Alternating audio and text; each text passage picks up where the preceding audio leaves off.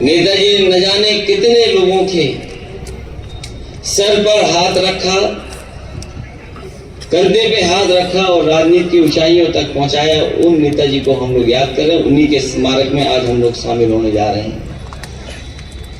नेताजी ने जीवन भर धरती पर संघर्ष किया और धरती पर चोट खाकर ही नेताजी धरती पुत्र बने। जब मेरे सामने ये बात आई कि 1 साल जब हो जाएगा तो एक नेताजी का स्मारक बनना है, लोगों ने तमाम तरह के सुझाव दिए कि लखनऊ में बनना चाहिए या सरकार से मांग की जाए।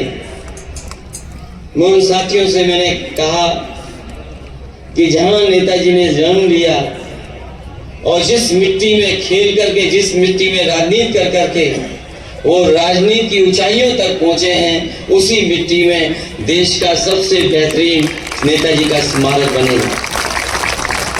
मेरे सामने ये भी सवाल था कि स्मारक क्या हो, कैसा बने। मैंने जहां आर्किटेक्ट से राय ली, वही समय समय पे लोगों ने जो नेताजी को याद किया।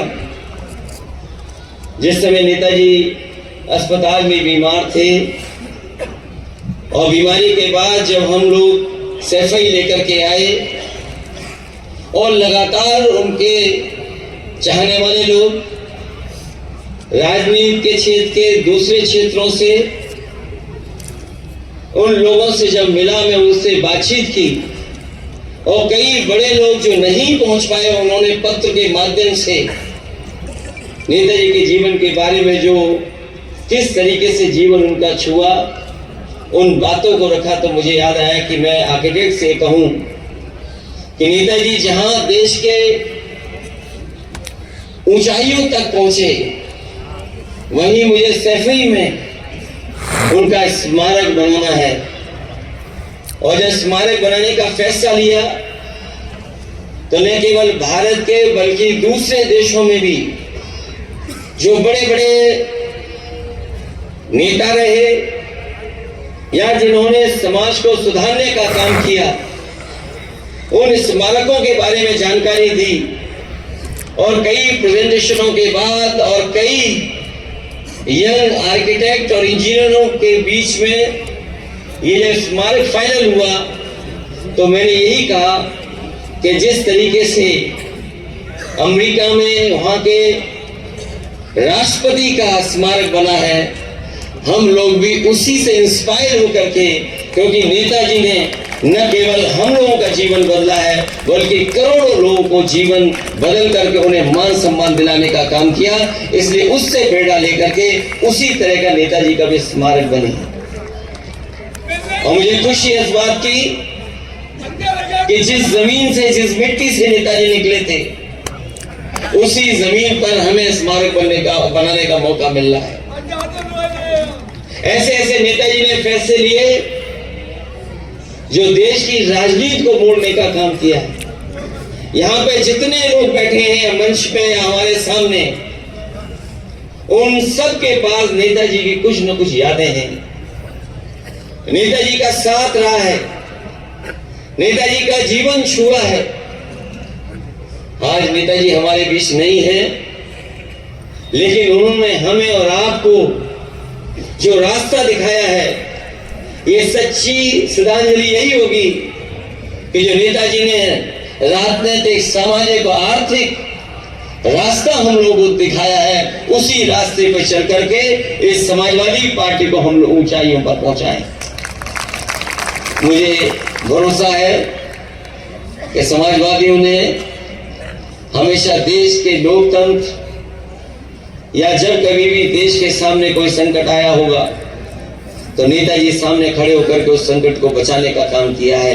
ये समाजवादी लोग भी उसी तरीके से समाजवादी विचारधारा को और मजबूत बनाने का काम करेंगे। मैं सभी लोगों का धन्यवाद देता हूं, क्योंकि नेताजी के बारे में आप सब जानते हैं। किसी को ऐसी बात नहीं बतानी जो नहीं जानते हो, लेकिन इस स्मारक बन जाने के बाद तमाम आने वाली पीढ़ी के लिए ये प्रेरणा का स्थान बनेगा, ये प्रकाश स्तंभ की तरह काम करेगा और जो प्रेरणा देने के लिए हमेशा हमेशा यहाँ पर हम लोग आने वाली पीढ़ी को मिलेगा। मैं इन्हीं शब्दों के साथ नेताजी को याद करते हुए, जो नेताजी ने रास्ता दिखाया एक खुशहाली का, विकास का, तमाम हमारे समाज के लोगों को जिनको कभी कोई सम्मान नहीं देता था उन्हें सम्मान दिलाने का काम किया, उसी रास्ते पे चल करके इस विचारधारा को और मजबूत करेंगे। यही सच्ची श्रद्धांजलि नेताजी के लिए होगी। मैं मंच पर उपस्थित सभी वरिष्ठ नेताओं का धन्यवाद देता हूँ। तमाम वो बुजुर्ग जो कभी कभी मिलते हैं, आज सब इकट्ठे आए हैं नेताजी के सम्मान में, उन्हें याद करने के लिए। मैं उन सब बुजुर्ग और पुराने नेताओं का जो मंच में और जो सामने हैं, मैं सब उनका धन्यवाद देता हूं। तमाम नौजवान साथियों का बहुत बहुत आभार व्यक्त करता हूं कि उन्होंने इस कार्यक्रम को सफल बनाया है। और जब कभी हम अगली बार मिलेंगे यहाँ पर, तो तभी मिलेंगे जब पूरा का पूरा नेताजी का स्मारक बन करके तैयार होगा।